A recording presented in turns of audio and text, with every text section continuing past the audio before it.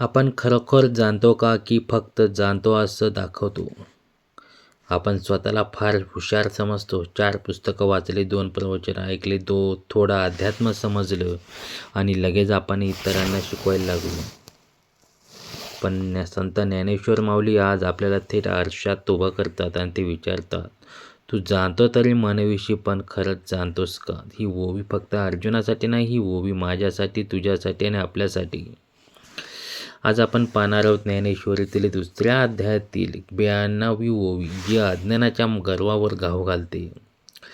मित्रांनो, हा चॅनल ज्ञानेश्वरी संत साहित्य आणि भारतीय तत्त्वज्ञान यावर सखोल अभ्यास करून तुम्हापर्यंत पोहोचवतो. जर तुम्हाला असे सखोल प्रामाणिक आणि आत्मिक विश्लेषण आवडत असेल तर सुपर थँक्स देऊन तुम्ही या सेवेत हातभार लावू शकता आणि मेंबरशिप जॉईन करून अशाच विशेष आणि खोल आशयाच्या व्हिडिओचा भाग बनू शकता. तुमचा एक छोटासा पाठिंबा या ज्ञानयात्रेला पुढे नेतो. व्हिडिओ आवडला तर लाईक करा, शेअर करा, विशेषतः ज्यांना स्वतःवर विचार करायची तयारी आहे, आणि चॅनलला सबस्क्राईब करून बेल आयकॉन दाबा, कारण हा चॅनल मनाला झोपवणार नाही तर जागा करणार आहे. तू जाणतो तरी मनविषयी परी नेणविते न साडीशी, आणि न शिकवू म्हणो तरी बोलीसी बहुसाल नीती. तू जाणतो तरी मनविषयी इथे अर्जुनाला थेट दोष देत नाहीत, तर त्याच्या आतल्या भ्रमावर बोट ठेवतात. तू जाणतो तरी मनविषयी म्हणजे तू स्वतःला ज्ञानी समजतो. तुला वाटतं तुला सर्व कळतं. तुला वाटतं तू परिस्थिती समजून घेतली आहेस. पण खरी समस्या ही नाही की अर्जुन अज्ञानी आहे, की खरी समस्या आहे अज्ञानाचा गर्व आहे. आज आपल्या आयुष्यातही तेच होतं. थोडं ज्ञान मिळतं, थोडं यश मिळालं, थोडी ओळख मिळाली आणि आपण लगेच म्हणतो मला सगळं कळतं. इथे माऊली सांगतात, खरं ज्ञान कधी स्वतःची जाहिरात करत नाही. परी नेणविते न साडीशी ओवी इथेच अजून खोल जाते. नेणीव म्हणजे अज्ञान, अपूर्ण समज, अहंकाराने झाकलेली बुद्धी. इथे माऊली म्हणतात, तू स्वतःला ज्ञानी म्हणवतोस, पण अज्ञान तुझी साथ सोडत नाही. कारण तू बोलतोस ज्ञानाच्या भाषेत, पण विचार अजूनही गोंधळलेले आहेस. निर्णय अजून भीतीतून घेतोयस आणि आचरण अजूनही स्वार्थी आहेत.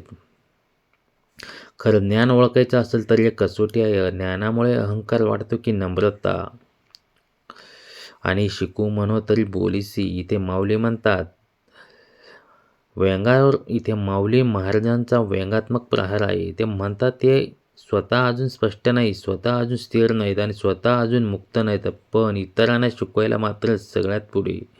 आज हे किती खरं वाटतं. स्वतःच्या आयुष्यात विस्कटलेलं पण नात्यांवर चालले, स्वतःची साधना शून्य पण अध्यात्मावर भाषण. माऊली म्हणतात ज्याला खरं ज्ञान झालं तो शिकवत नाही, तो जगतो. बहुसाल नीती म्हणजे ही ओवी सर्वात खोल ओळ आहे. बहुसाल नीती म्हणजे फक्त बोलके नीतिमत्ता, फक्त शब्दांची सजावट, अनुभवाशिवायचा उपदेश. ज्ञानेश्वर माऊली म्हणतात अशी नीतिमत्ता नको आहे. जे सांगतात नीतिमत्ता ही अनुभवातून यायला हवी, दुःखातून गाळून यायला हवी आणि अहंकार वितळल्यावर उरायला हवा. ही ओवी आपल्याला 3 प्रश्न विचारते. आपण खरोखर जाणतो का की फक्त समजतो?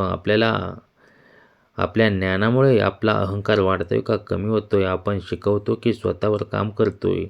जर आपण हे प्रश्न प्रामाणिकपणे विचारले तर महाराज आपल्याला मुक्तीकडे घेऊन जातात.